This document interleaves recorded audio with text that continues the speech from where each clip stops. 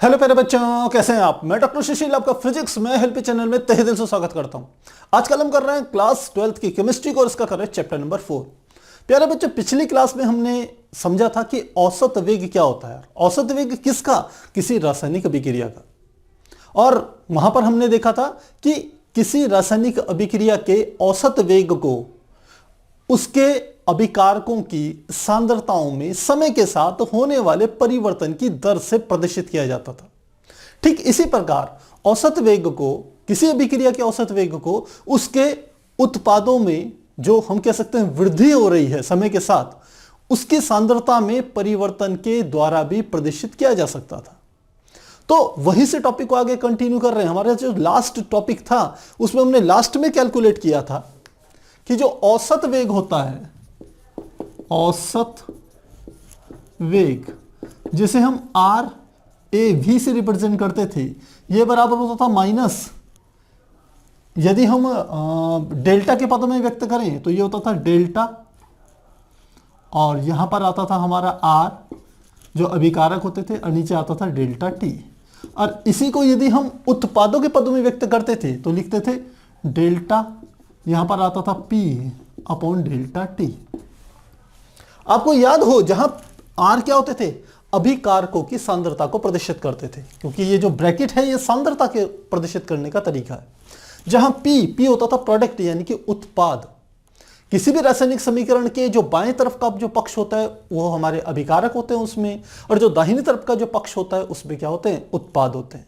तो ये उत्पाद की सांद्रता में परिवर्तन को व्यक्त करता है, किसके साथ? समय के साथ। और यही दोनों हम कहते थे औसत वेग है। साथ ही हमने वहां पर बात करी थी तात्कालिक वेग की। तात्कालिक वेग, औसत वेग को हम जो है एवरेज रेट ऑफ रिएक्शन कहते हैं, जबकि तात्कालिक वेग को कहते हैं इंस्टेंटेनियस रेट ऑफ रिएक्शन। और तात्कालिक वेग को आप जानते हैं किस प्रकार से प्रदर्शित करा था। इसको हमने बताया था माइनस डी आर बटे डी टी के रूप में प्रदर्शित कीजिए, या आप D P upon D T के रूप में रिप्रेजेंट कीजिए। जहां डी आर है सांद्रता में सूक्ष्म परिवर्तन, कितने समय अंतराल में? dt समय अंतराल। और dt समय अंतराल एक अंतराल ना होकर के हम ये मानते थे कि वह एक क्षण है, एक समय का एक बिंदु है जिसमें कोई समय का अंतराल नहीं है। यदि अंतराल है तो वो न्यूनतम है, सूक्ष्म है। तो उसी को हम क्या कहते थे? तात्कालिक वेग। अब यहां पर आज का हमारा टॉपिक यहां से शुरू होता है आगे। यदि आपने पिछली क्लास प्यारे बच्चों अटेंड नहीं किए तो प्लीज जाकर के पहले उस क्लास को अटेंड जरूर कीजिएगा, क्योंकि वहीं से आपको ये चीजें समझ में आने वाली है आगे की। ये पूरा चैप्टर एक सीक्वेंस में चलेगा, बिल्कुल रेल के डब्बों की तरह। यदि आपका बीच में से कुछ चीजें मिस हो गई तो आगे की चीजें आपको समझने में कुछ परेशानी आएगी। तो फिलहाल शुरू करते हैं। यह हमारा है एनसीईआरटी का आज 4.2 टॉपिक, जो कि है अभिक्रिया वेग को प्रभावित करने वाले कारक, factor affecting the rate of reaction. तो रेट ऑफ रिएक्शंस को हमने प्रदर्शित किया था इस रूप में। अब कोई भी रासायनिक अभिक्रिया प्रभावित होती है, उसके जो हम कह सकते हैं विभिन्न कारक होते हैं। विभिन्न कारक सामान्यतः हम कह सकते हैं कि यदि अभिकारकों और उत्पादों की सांद्रताओं को एक क्षण के लिए मैं ये मान लूं कि वो नियत हैं, तो कौन कौन सी चीजें प्रभावित करेगी? ताप हो गया, दाब हो गया, आयतन हो गया। ये वेरिएबल है। यह भी क्या करते हैं? अभिक्रिया के वेग को परिवर्तित कर देते हैं। जैसे ताप है, ये यदि आप ताप बदल देंगे तो अभिक्रिया का वेग बदल जाएगा। बहुत सी अभिक्रियाएं ऐसी होती हैं जो कि केवल किसी एक, हम कह सकते हैं किसी यौगिक को गर्म करने पर वो यौगिक क्या हो जाता है? टूट जाता है। तो वह किस पे डिपेंड करेगी? ताप पर डिपेंड करेगी, कुछ दाब पे निर्भर करती है। तो ताप, दाब और आयतन, इन चरों को बदलने से अभिक्रिया का वेग प्रभावित होता है। पर हमें यहां पर जो चर्चा करनी है वो हमारी पहली जो चर्चा स्टार्ट होगी कि अभिक्रिया वेग को प्रभावित करने वाले कारक। सबसे पहला हमारा जो आता है वह आता है, यह टॉपिक होता है हमारा एनसीईआरटी का 4.2.1। यह होता है सांद्रता। सांद्रता में परिवर्तन, अर्थात यदि सांद्रता को बदल दिया जाए तो अभिक्रिया का वेग किस प्रकार से प्रभावित होगा, इस बात को हमने समझना है। अब प्यारे बच्चों, हमने पिछली क्लास में ये चीजें तो आपको समझा दी थी। यहां पर ये आर क्या थी? अभिकारकों की सांद्रता। पी किसकी थी? उत्पादों की सांद्रता में परिवर्तन। यदि डेल्टा लग गया, डेल्टा का ये त्रिभुज जो है ये क्या है? इसको कहते हैं डेल्टा, और इसका अर्थ होता है परिवर्तन, चेंज। यदि आर है तो अभिकारक, और ब्रैकेट लगाए तो अभिकारक की सांद्रता में परिवर्तन हो रहा है। डेल्टा टी यानी कि समय में परिवर्तन के साथ। यह है डेल्टा पी यानी कि पी यानी कि प्रोडक्ट यानी कि उत्पाद, और इसमें ब्रैकेट लगाया तो इसकी सांद्रता यानी कि उत्पादों की सांद्रता में डेल्टा लगा है परिवर्तन किसके साथ? नीचे डेल्टा टी है, समय में परिवर्तन के साथ। अब यदि हम सांद्रता में जो परिवर्तन है इसको व्यक्त करना चाहें किसके रूप में? अभिकारकों की सांद्रता में परिवर्तन के रूप में, तब हमें जो व्यंजक प्राप्त होता है उस व्यंजक को हम कहते हैं, वो हमें वेग नियम कहलाता है। मेरी बात पे ध्यान दीजिएगा। जब किसी अभिक्रिया के वेग को हम अभिकारकों की सांद्रता के पदों में व्यक्त करें तो जो नियम इसको व्यक्त करता है उसे वेग नियम, तथा जो हमें समीकरण प्राप्त होगा, एक्सप्रेशन प्राप्त होगा, जो एक समीकरण आएगी उसी को हम क्या कहेंगे? वेग समीकरण कह देंगे। तो पहले परिभाषा लिख लेते हैं। हमने कहा किसी अभिक्रिया में अभिकारकों की सांद्रता में परिवर्तन करने पर अभिक्रिया के वेग में जो परिवर्तन होता है उसे ही वेग नियम कहते हैं। वेग नियम कहते हैं। और ये जो वेग नियम एक समीकरण के रूप में व्यक्त किया जाए तो उसे वेग समीकरण कहा जाता है, और इसे प्रदर्शित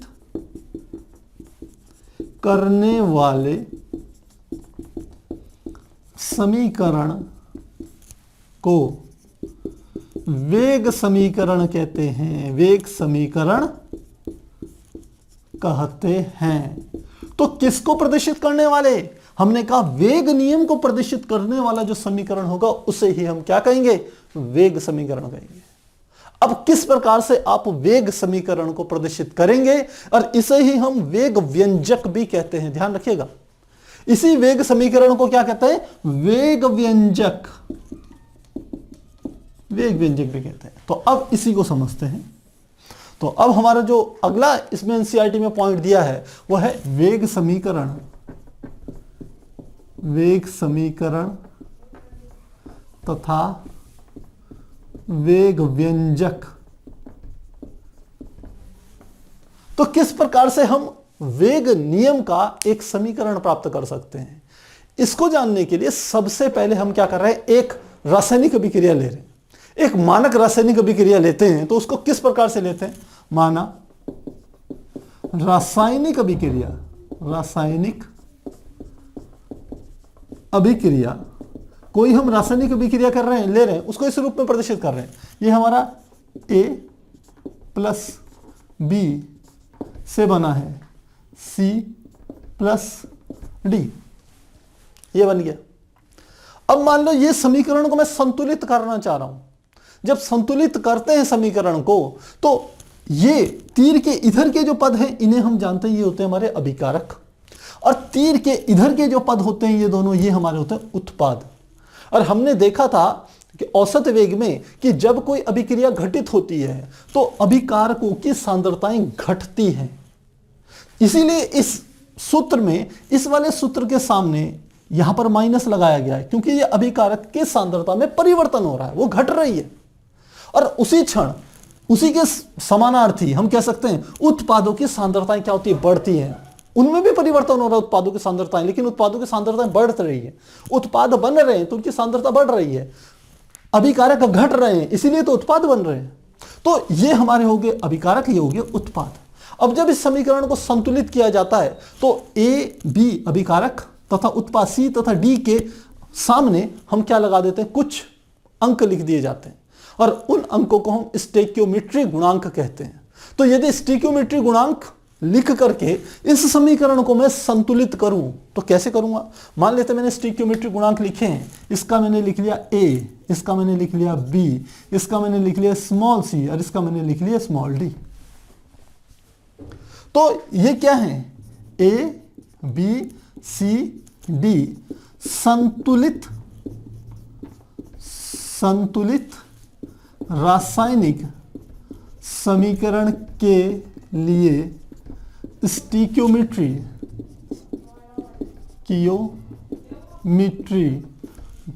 गुणांक हैं। तो मेरे ख्याल से ये बात समझ में आ गई होगी। अब ये ए बी सी डी क्या है, इसे भी लिख लेते हैं। ए तथा बी क्या है, अभिकारक है तथा सी तथा डी क्या है, ये हमारे पास है उत्पाद।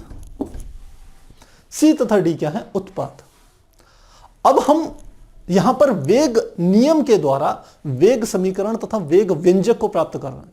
फिर से वेग नियम पे चलते हैं। वेग नियम हमें क्या कहता है कि किसी अभिक्रिया में अभिकारकों की सांद्रता में परिवर्तन। देखिए यहां पर बात क्या आ रही है, मेन बात अभिकारकों की सांद्रता में परिवर्तन की बात कर रहा है। अभिकारकों की सांद्रता में परिवर्तन, यहां उत्पादों की बात नहीं हो रही है। तो हम किसको छोड़ देंगे, ये सी तथा डी, इस पीछे वाले पोर्शन को छोड़ देंगे, क्योंकि हमें तो अभिक्रिया कि हम कह सकते हैं अभिक्रिया जो वेग नियम है उसके लिए क्या निकालना है, समीकरण निकालना है। तो वेग नियम कहता है अभिकारकों की सांद्रता में परिवर्तन। तो सी तथा डी वाले पद को छोड़ दीजिए, इसे भूल जाइए। हमें किस पे फोकस करना है, ए तथा बी, यानी कि अभिकारकों पर फोकस करना है। क्या कहता है, मैं परिवर्तन, अभिक्रिया के वेग में जो परिवर्तन होता है उसे ही वेग नियम कहते हैं। तो देखते हैं इनमें क्या परिवर्तन हो रहा है। तो इनमें जो परिवर्तन है इसको बी बना लें। तो हम लिखते हैं वेग नियम कहता है जो वेग है वो अनुक्रम अनुपाती है किसके, इनकी सांद्रताओं में परिवर्तन। जो अभिकारक है, अभिकारक क्या है, ए तथा बी। तो हमने यहां पर लिख लिया, ये जब बॉक्स के साथ ए बना रहे हैं तो ए की सांद्रता, और जब बॉक्स लगा करके बी करें तो ये होगी बी की सांद्रता। दोनों क्या है, अभिकारक है। अब जो ये ए तथा बी हैं इनकी सांद्रताओं को भी प्रदर्शित किया जाता है। ये सांद्रता तो प्रदर्शित कर रहे हैं, लेकिन ठीक ठीक इनकी कितनी सांद्रता है यह हम इन स्टोइकियोमेट्रिक गुणांकों के द्वारा प्राप्त नहीं कर सकते। होता क्या है कि जब कोई हम रासायनिक अभिक्रिया लिखते हैं तो आप कह सकते हो एक मानक स्थिति पर, जब थ्योरेटिकली लिखा जाता है तो एक मानक स्थिति ली जाती है कि ए का ए गुणांक, बी का बी गुणांक लेकर के हमें सी का सी गुणांक तथा डी का डी गुणांक मिल रहा है, हम ऐसे कहते हैं। लेकिन जब व्यवहारिक रूप से प्रैक्टिकली ये काम किया जाता है, कोई रासायनिक अभिक्रिया घटित होती है रासायनिक प्रैक्टिकली प्रायोगिक रूप से, तो हम देखते हैं ये एग्जैक्ट इसी रेशियो में घटित नहीं होती है। इसका अर्थ है कि जब आप प्रायोगिक रूप से किसी क्षण अभिक्रिया के वेग को ज्ञात करेंगे, मेरी बात पे ध्यान दीजिएगा प्यारे बच्चों, मैंने क्या कहा, जब कोई रासायनिक अभिक्रिया घटित होती है तो किसी क्षण, किसी एक टाइम की बात कर रहे हैं, उस क्षण जो ये हमारे अभिकारक होते हैं इनकी जो सांद्रता होती है वो अपने स्टोइकियोमेट्रिक गुणांक के बराबर भी हो सकती है और इनसे अलग भी हो सकती है। तो दोनों ही कंडीशन है, बराबर भी हो सकती है ए तथा बी के, यानी कि इस ए की सांद्रता ए भी हो सकती है और ए से भिन्न भी हो सकती है किसी क्षण। रासायनिक अभिक्रिया जब घटित हो रही थी उस समय किसी क्षण। तो यदि अलग है तो हम ले लेते हैं इसकी घात को x। ठीक इसी प्रकार जो दूसरा मेरे पास अभिकारक है, ठीक उसी क्षण जब a की हम कह सकते हैं सांद्रता x थी, उसको सांद्रता की घात x के रूप में प्रदर्शित कर रहा हूं मैं, तो उसी क्षण b की जो सांद्रता है इसको हम b की घात y के रूप में प्रदर्शित यहां पर कर रहे हैं। अब आप कहोगे सर x तथा y क्यों? क्योंकि मैंने कहा यह आपकी रासायनिक समीकरण एक मानक स्थिति, एक आदर्श स्थिति है, और आप जानते हैं आदर्श स्थिति को प्राप्त करना बहुत मुश्किल है। वो हो भी सकती है और नहीं भी हो सकती है। यदि हो जाए तो बहुत बढ़िया, आदर्श स्थिति में x a के बराबर होगा और y b के बराबर होगा। लेकिन यदि a किसी क्षण का जो गुणांक है वो a के बराबर नहीं है तो उसको हमने ले लिया x, यदि b का गुणांक b के बराबर नहीं है तो उसे हमने ले लिया y। तो यहां पर इसी बात को हम लिख रहे हैं, जहां x तथा y के मान a तथा b के बराबर हो भी सकते हैं अथवा नहीं भी हो सकते, हो भी सकते हैं और नहीं भी हो सकते, दोनों कंडीशन है। यदि होंगे तो x बराबर a और y बराबर b हो जाएगा, नहीं होंगे तो x x के बराबर रहेगा और b y y के बराबर रहेगा। तो इस प्रकार से हम समझेंगे।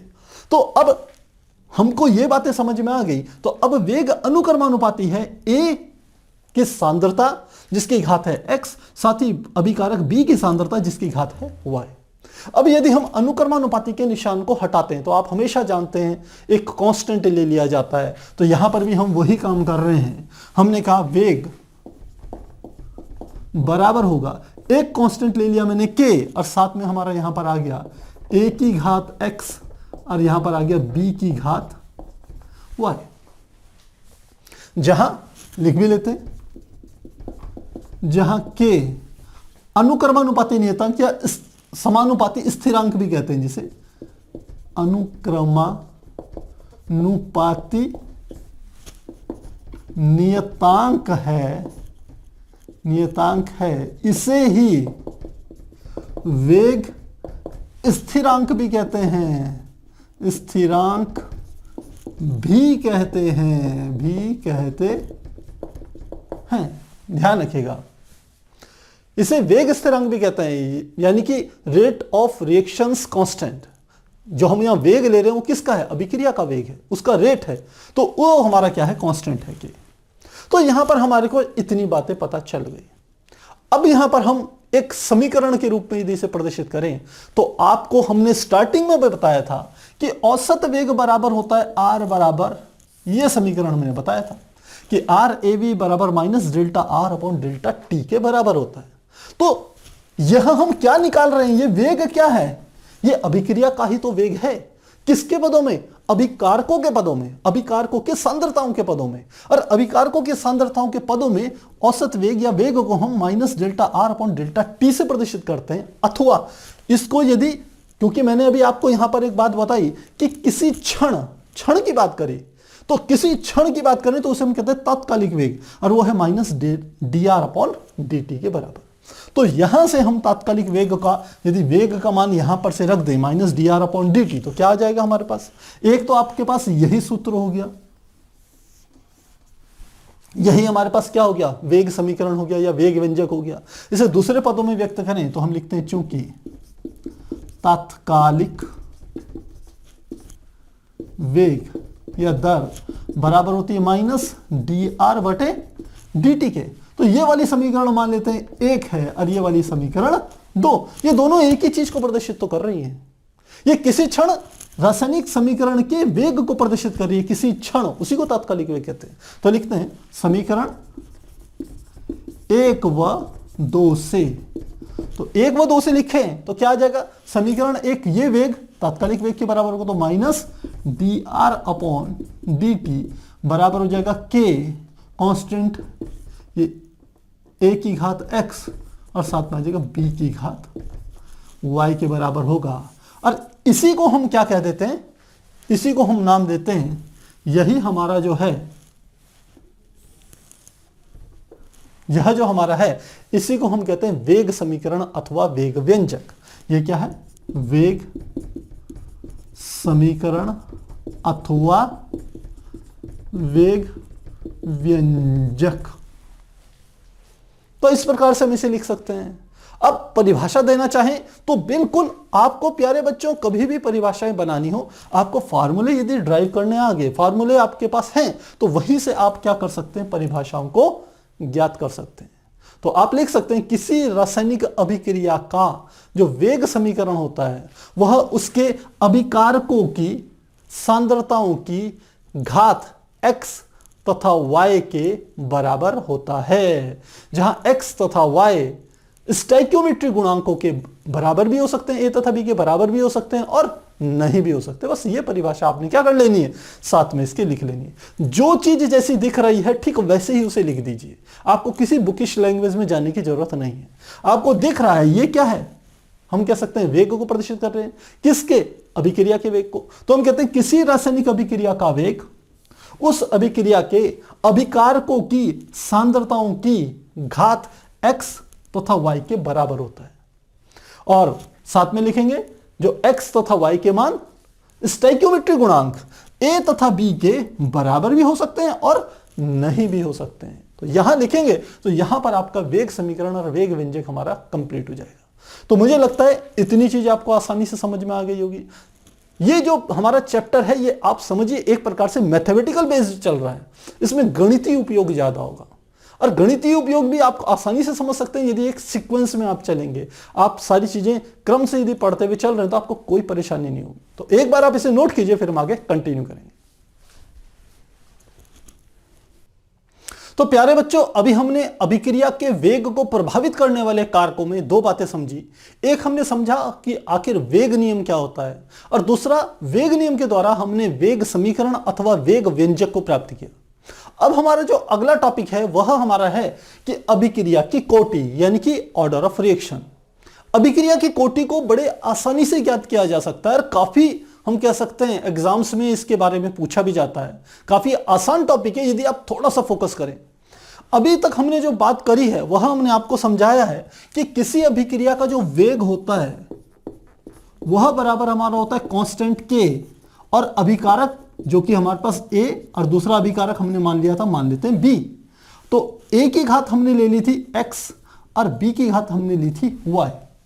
समीकरण आपको ध्यान हो तो जो रासायनिक समीकरण हमने अभी लिया था वो हमने इस प्रकार से लिया था, a प्लस b से बना था c प्लस d। ये हमने क्या लिया था, एक रासायनिक समीकरण लिया था जिसका हम कह सकते हैं जो वेग व्यंजक था या वेग समीकरण था, वेग नियम के द्वारा जो हमने प्राप्त किया था वो था के वेग बराबर के।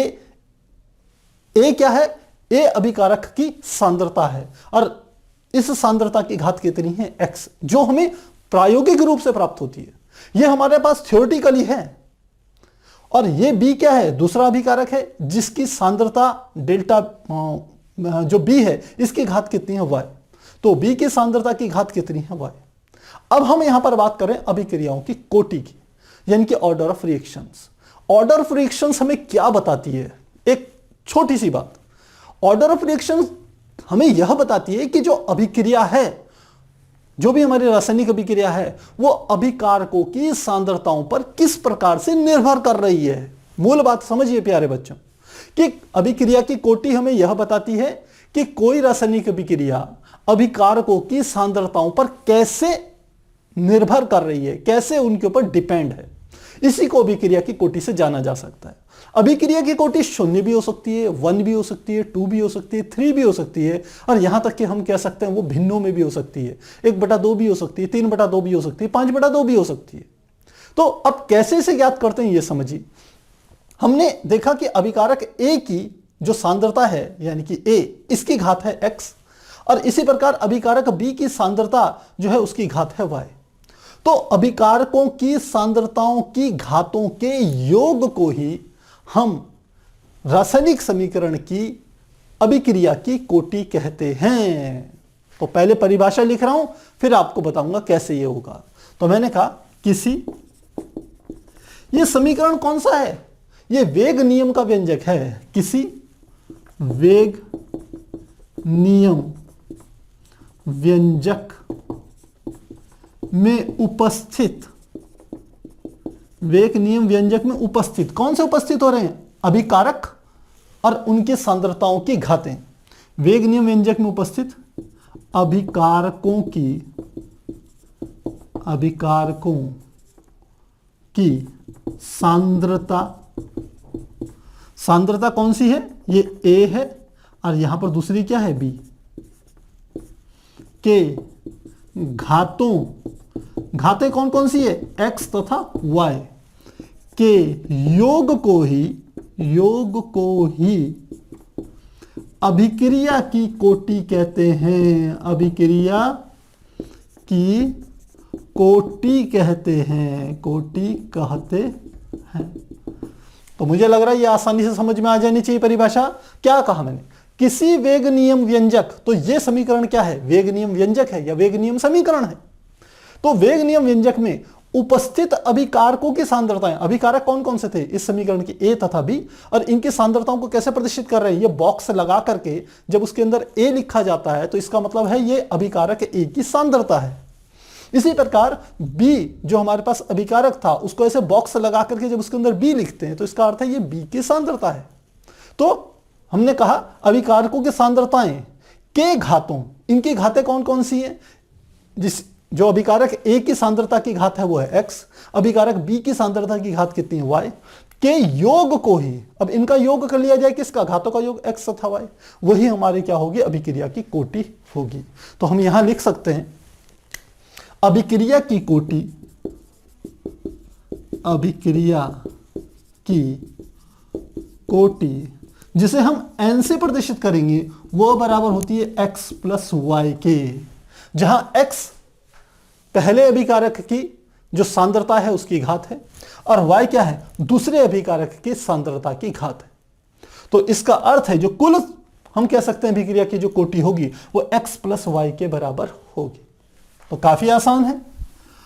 अब हमें पता चल गया अभिक्रिया की कोटि n बराबर होती है x प्लस वाई के, तो हम लिखते हैं अभिक्रिया की कोटि, अभिक्रिया की कोटि 0 1 2 3 डॉट डॉट डॉट अथवा भिन्नात्मक भी हो सकती है, भिन्नात्मक यानी कि जैसे 1/2 3/2 5/2 भिन्नात्मक भी हो सकती है, हो सकती है। अब अभिक्रिया की कोटि देख के क्या पता चलेगा, हमें यह पता चलेगा कि जो अभिक्रिया का वेग है वह जो हमारे पास अभिकारक है उनकी सांद्रताओं पर कितना निर्भर कर रहा है। यदि अभिक्रिया की कोटि 0 है तो इसका अर्थ है कि इस अभिक्रिया का वेग अभिकारकों की सांद्रताओं पर निर्भर नहीं करता। यदि 1 है, अभिक्रिया की कोटि 1 है तो हम कह सकते हैं अभिक्रिया का वेग अभिकारकों की सांद्रताओं पर निर्भर करता है। यदि 2 है तो इसका मतलब ज्यादा निर्भर कर रहा है। सीधी सीधी बात है, मैं ये बात पता चलती। तो मुझे लगता है इतनी चीज आपको ये समझ में आ गई होगी, कोई परेशानी नहीं होगी। अब हम यहां से एक चीज और समझते हैं कि जो अभिक्रियाएं होती हैं उसको मुख्य रूप से हम 2 प्रकार से निरूपित करते हैं, क्योंकि आगे जब हम कुछ टॉपिक्स आपके आगे के बताएंगे तो वहां पर आपके ये बात काम आने वाली है। अभिक्रियाओं को सामान्यतः हम 2 प्रकार की कहते हैं। पहली हमारी होती है प्राथमिक अभिक्रियाएं, अभिक्रियाएं, और दूसरी हमारी होती है जिन्हें हम कहते हैं जटिल अभिक्रियाएं। प्राथमिक अभिक्रियाओं जिसको कि हम एलिमेंट्री रिएक्शंस कहते हैं इंग्लिश में। एलिमेंट्री रिएक्शंस यानी कि प्राथमिक अभिक्रियाएं वे अभिक्रियाएं हैं, वे रासायनिक अभिक्रियाएं हैं जो एक चरण में पूरी हो जाती हैं। वे सभी अभिक्रियाएं जो एक चरण में पूर्ण हो जाती हैं उन सभी अभिक्रियाओं को प्राथमिक अभिक्रियाएं या हम कह सकते हैं एलिमेंट्री केमिकल रिएक्शन कहते हैं। तो परिभाषा लिख लेते हैं, यह अभिक्रियाएं एक चरण में पूर्ण हो जाती हैं, पूर्ण हो जाती हैं। प्यारे बच्चों, लिख इसलिए रहा हूं कि आपके नोट्स अच्छे से बन जाएं, वरना मैं तो एक लाइन में बता के आपको आगे चले जाऊंगा लेकिन बाद में आप भूल जाओगे प्राथमिक क्या थी, जटिल क्या थी। तो एग्जाम्पल इसका मैं दूं, मैं कहूं सीधे ए सीधे किस में परिवर्तित हो रहा है, बी में, तो ये हमारी क्या है, प्राथमिक अभिक्रिया। अब जटिल अभिक्रियाओं को समझिए, बिल्कुल इसकी उल्टी है कि वह अभिक्रियाएं जो एक से अधिक चरण में पूर्ण होती हैं उन्हें हम जटिल अभिक्रियाएं या कॉम्प्लेक्स रिएक्शंस कहते हैं। क्या कहा हमने, यह अभिक्रियाएं एक से अधिक चरण में पूर्ण होती है, चरण में पूर्ण होती है। और एग्जांपल दे दें इसका, सपोज आप कह सकते हैं हमें ए से क्या बनाना है, बी बनाना है। ये हमारी फाइनल रिएक्शन है, लेकिन ये सीधे ए से बी नहीं बन रही है। कैसे बन रही है, पहले ए परिवर्तित हो रहा है सी के रूप में, फिर हम कहें सी परिवर्तित हो रहा है बी के रूप में। तो ये दो स्टेप में होगी, पहले ए सी के रूप में परिवर्तित हो रहा है और फिर सी बी के रूप में परिवर्तित हो रहा है। अब हम कह सकते हैं ए किस में परिवर्तित हो गया, बी में परिवर्तित हो गया। तो यहां पर एक से अधिक चरण है, दो चरण है, कहीं पर आपको 3, 4, 5, 6 कई सारे चरणों में अभिक्रियाएं घटित होती हैं। तो वे सभी अभिक्रियाएं जो एक से अधिक चरणों में पूर्ण होती हैं उनको हम कहेंगे जटिल अभिक्रियाएं, कॉम्प्लेक्स रिएक्शंस कहेंगे। इसका आगे जब हम आणविकता बताएंगे इसमें टॉपिक, वहां पर इसका काफी अच्छा उपयोग बताएंगे आपको। तो फिलहाल आपको ये चीजें ध्यान रखनी है। अब हम यहां पर समझना है हमारे को वेग स्थिरांक जो हमने आपको बताया था, यानी कि कांस्टेंट के, इसकी हम ज्ञात करेंगे कि इसकी इकाई या इसकी यूनिट क्या होती है। क्यों ज्ञात कर रहे हैं वेग स्थिरांक की इकाई को, क्योंकि इसके द्वारा भी हमें अभिक्रिया की कोटि का ज्ञान होता है। बहुत सारे आपके ऐसे न्यूमेरिकल्स आते हैं, ऐसे अंकित प्रश्न होते हैं या कॉम्पिटिटिव एग्जाम्स में, नीट या जेई में, कि जिसमें वेग स्थिरांक का मान दिया हुआ आपको दिया हुआ रहता है, केवल उसको देख करके आपको अभिक्रिया की कोटि को ज्ञात करना होता है। तो उसके लिए वेग स्थिरांक की आपको इकाई का ज्ञान होना चाहिए। तो अब वही चीज हम समझ रहे हैं। अगला है हमारा वेग स्थिरांक की इकाई। वेग स्थिरांक की इकाई कैसे ज्ञात करेंगे, हमने अभी आपको बताया कि हमारे पास जो किसी अभिक्रिया के वेग का जो समीकरण है, जैसे हम वेग नियम का व्यंजक कहते हैं, वेग नियम का समीकरण कहते हैं, उसको हम इस प्रकार से निरूपित करते हैं कि वेग बराबर हमारा होता है कि ए की घात x और b की घात है y। हमें तो वेग स्थिरांक की इकाई ज्ञात करनी है, तो यानी कि k का मान क्या होगा, k बराबर हो जाएगा वेग बटे नीचे आ जाएगा इसके a की घात x और b की घात क्या है, y। अब हमें इन सब की क्या रखनी है, हम कह सकते हैं कि हमें इनकी इकाइयां रखनी है, कि यूनिट्स मान रखने। कैसे रखेंगे उससे पहले एक बात समझिए, ये ए तथा बी क्या है, ए भी एक अभिकारक है, बी भी एक अभिकारक है, और चूंकि इन्हें ऐसे बॉक्स में लिखा गया है, इसका अर्थ है कि ये है ये ए की सांद्रता है और ये बी की सांद्रता है। अब यदि इन दोनों सांद्रताओं को हम कहें हैं तो दोनों सांद्रताएं, यदि इन दोनों सांद्रताओं को सांद्रता के ही रूप में हम प्रदर्शित करें तो हम इस समीकरण को ऐसे भी लिख सकते हैं, हम लिख सकते हैं k बराबर वेग बटे सांद्रता की घात x प्लस y, ऐसे भी तो लिखा जा सकता है। अब साथ ही आपको भी हमने यहां पर बताया कि जो x प्लस y है वो तो n के बराबर होता है, जिसे हम अभिक्रिया की कोटि कहते हैं। तो इसका अर्थ है यहां पर हम ऐसे भी लिख सकते हैं k बराबर वेग बटे सांद्रता की कोटि क्या आ गई यहां पर n, ऐसे भी लिखा जा सकता है। तो अब हम यहां से क्या निकालेंगे, हम निकालेंगे वेग व्यंजक, वेग का जो स्थिरांक है, वेग स्थिरांक के, इसकी इकाइयां ज्ञात करेंगे। कैसे, सबसे पहले फर्स्ट में हम ले रहे हैं यदि, या पहले इसका मान ही निकाल लें, पहले इसका इकाई ही निकाल लें स्टैंडर्ड फॉर्म में, तो k बराबर, देखिए अभिक्रिया का जो वेग होता है वह हमने आपको स्टार्टिंग में बताया था, वो होता हमारा था delta R upon delta T. याद दिला दूं मैं आपको, वेग बराबर होता था माइनस डेल्टा आर बटे डेल्टा टी। डेल्टा आर क्या है, उत्पाद की सांद्रता, और सांद्रता को सामान्यतः हम मोलरता के पदों में व्यक्त करते हैं यदि एक्वस सॉल्यूशन है, यदि जलीय विलयन है।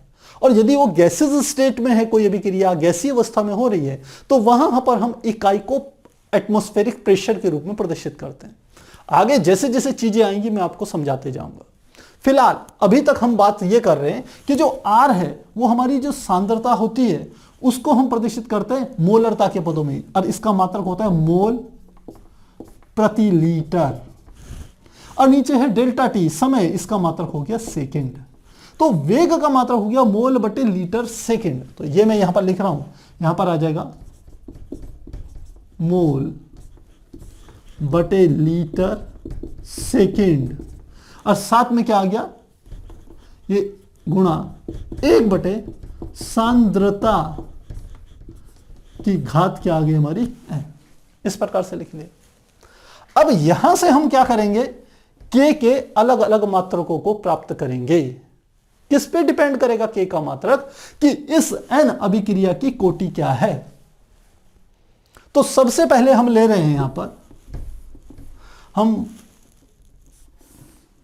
पहला ले रहे हैं, यदि n बराबर हो 1, या हमने कहा अभिक्रिया की कोटि शून्य भी हो सकती है, तो सबसे पहले अभिक्रिया की कोटि क्या ले लेते, शून्य।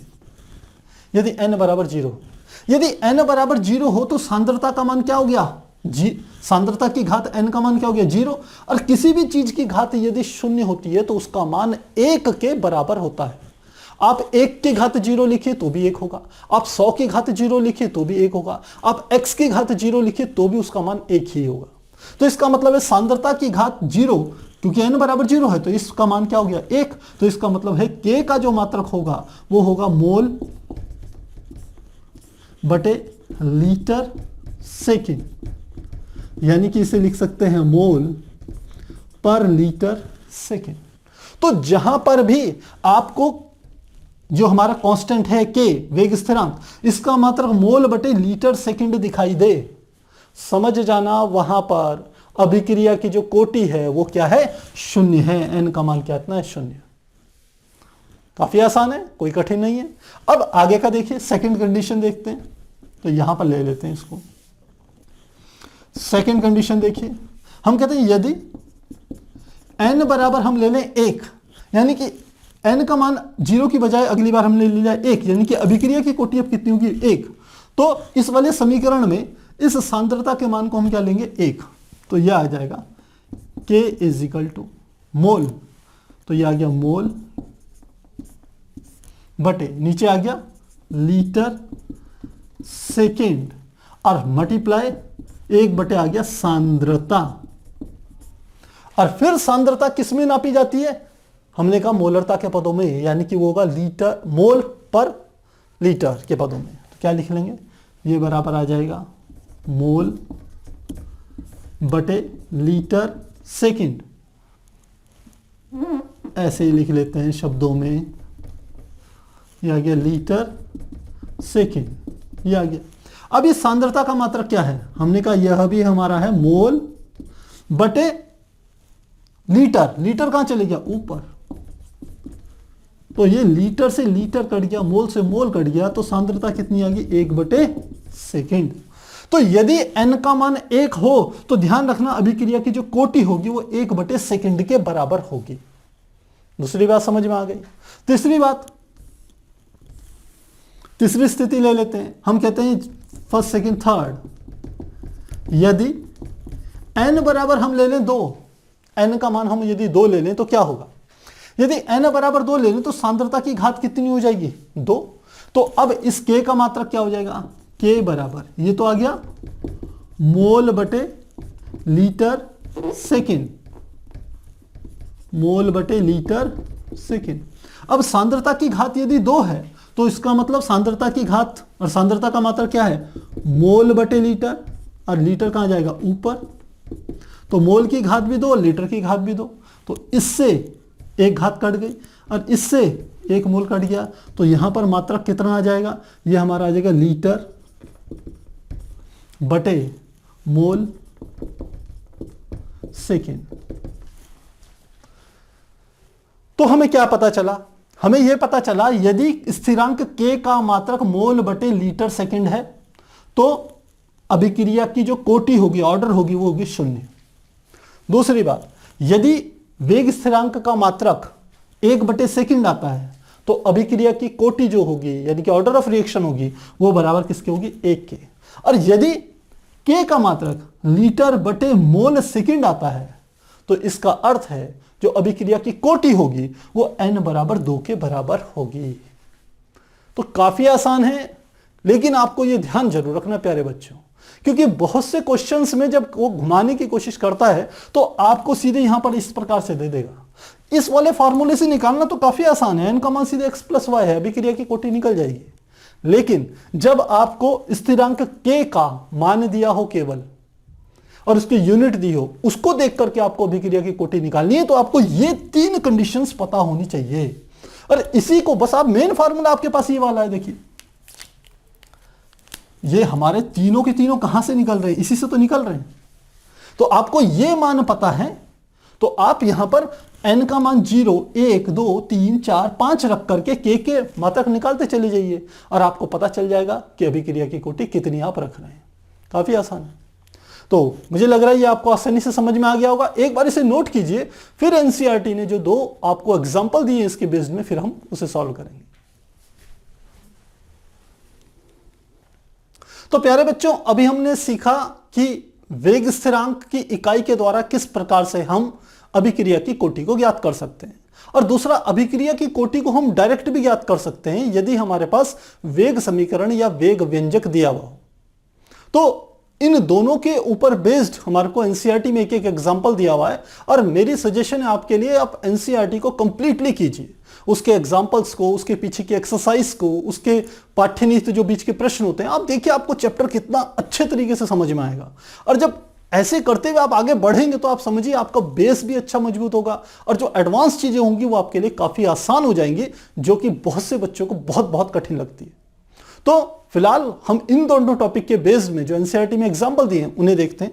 पहला एग्जांपल है उदाहरण 4.3, उन अभिक्रियाओं की कुल कोटि की गणना कीजिए जिनका वेग व्यंजक ये है, यानी कि वेग समीकरण में दिया है। एक क और ख 2 पार्ट इसने दिए हैं, तो क हमें दिया है वेग बराबर के ए की घात 1/2 बी की घात 3/2, के ए की घात 1/2 और b की घात है हमको दिया हुआ 3/2। सेकंड ख में देखिए यह है के a की घात 3/2 b की घात -1, तो हम लिखेंगे वेग बराबर के a की घात 3/2 और b की घात दी है -1। तो इसका को सॉल्व करते हैं। आप जानते हैं हमें क्या ज्ञात करना है, अभिक्रिया की कोटि हमें ज्ञात करना है, अभिक्रिया की कोटि जिसे हम n से प्रदर्शित करते हैं वो ज्ञात करना है। इसको यदि हम एक स्टैंडर्ड मानक समीकरण से इसकी तुलना करें तो आप जानते हैं मानक समीकरण हमारे पास होती है, मानक समीकरण होती है वेग बराबर के a की घात x और b की घात होती है y, और सूत्र भी आप जानते हैं n बराबर होता है x प्लस y के, ये सूत्र होता है। तो इस मानक समीकरण से इसकी तुलना करें तो हम देखते हैं x का मान किसके बराबर आता है, 1/2 के बराबर, और y का मान किसके बराबर आता है, 3/2 के बराबर। तो अभिक्रिया की कोटि n बराबर क्या है, x प्लस y के, तो n बराबर x प्लस y यानी कि 1/2 प्लस 3/2, ये हो गया 4/2, यानी कि कितना आ गया 2। तो n का मान 2 आ गया, यानी कि अभिक्रिया की कोटि क्या होगी, 2 होगी। काफी आसान। ठीक इसी प्रकार से हम इसका सेकंड ख खंड भी कर सकते हैं। इसको भी इस समीकरण से हम इसकी तुलना करें तो हम देखते हैं x का मान आता है 3/2 और y का मान आता है -1। तो अभिक्रिया की कोटि सूत्र हमारा ये है, n बराबर होता है x प्लस y, यानी कि हो गया 3/2 -1, यानी कि आप देखिए 3/2 में से 1 जाएगा, सॉल्व करना आपको आता होगा, 1 रख लीजिए, 2 कैची काट गुणा कर दीजिए तो 3 - 2 यानी कि 1/2। तो अभिक्रिया की कोटि n का मान कितना आया है, 1/2। अभिक्रिया की कोटि क्या है, अर्ध है। और हम जानते हैं अभिक्रिया की कोटि शून्य भी हो सकती है, 1, 2, 3, 4 पूर्णांक भी हो सकती है, और वो भिन्नात्मक भी हो सकती है, जैसा कि हम यहाँ पर देख रहे हैं। तो इस प्रकार से पहले जो हमारा एग्जाम्पल है उसे हल करेंगे। इसी के साथ हम सेकेंड एग्जाम्पल दें, देखें एनसीईआरटी का एग्जाम्पल है 4.4, तो यहां पर लिख रहे हैं उदाहरण 4.4, एनसीईआरटी के हैं प्यारे बच्चों, एनसीईआरटी के एग्जाम्पल है। इसमें है निम्नलिखित वेग स्थिरांकों से अभिक्रिया कोटि को पहचान कीजिए, अभिक्रिया कोटि की पहचान कीजिए। क्या दिया है हमें, वेग स्थिरांक की इकाइयों से, मात्रकों से, वेग स्थिरांकों से। तो फर्स्ट हमें दिया है k बराबर, ये दिया 2.3 multiply 10 to the power -5 litre mole -1 और साथ में है सेकंड -1 और सेकंड हमें दिया है के बराबर, ये हमें दिया 3 × 10 की घात -4, 3 × 10 की घात -4 और ये सीधे दिया है सेकंड -1। इन दोनों में हमें क्या निकालनी है, अभिक्रिया की कोटि निकालनी है। हमने आपको यहां पर जो पीछे भी आपको कराए थे वो लिखे हैं, यदि के का मात्रक मोल बटे लीटर पर सेकंड हो तो अभिक्रिया की कोटि 0 होती है, 1/सेकंड हो तो अभिक्रिया की कोटि 1 होती है, के का मान यदि लीटर बटे मोल सेकंड हो तो अभिक्रिया की कोटि 2 होती है। अब देखिए इसका मात्रक यहां पर क्या है, इस मात्रक को मैं लिख सकता हूं L है तो लीटर बटे मोल, -1 है तो यहां पर आ गया मोल और नीचे क्या आ गया सेकंड। तो देखिए ये मात्रक किसका है, लीटर बटे मोल सेकंड किसका है, इसका है, तो अभिक्रिया की कोटि कितनी है 2, तो लिखेंगे अतः n बराबर किसके होगा 2, अभिक्रिया की कोटि कितनी होगी 2। ठीक इसी प्रकार से यहां पर देखिए k का जो मात्रक है s है, यानी कि इसका मात्रक क्या है 1/सेकंड के बराबर है। तो यहां पर हम देखें k का मात्रक 1/सेकंड तब होता है जब n का मात्रक कितना हो 1 हो, तो हम लिखेंगे अतः n बराबर किसके होगा 1 के, यानी कि अभिक्रिया की कोटि 1 होगी।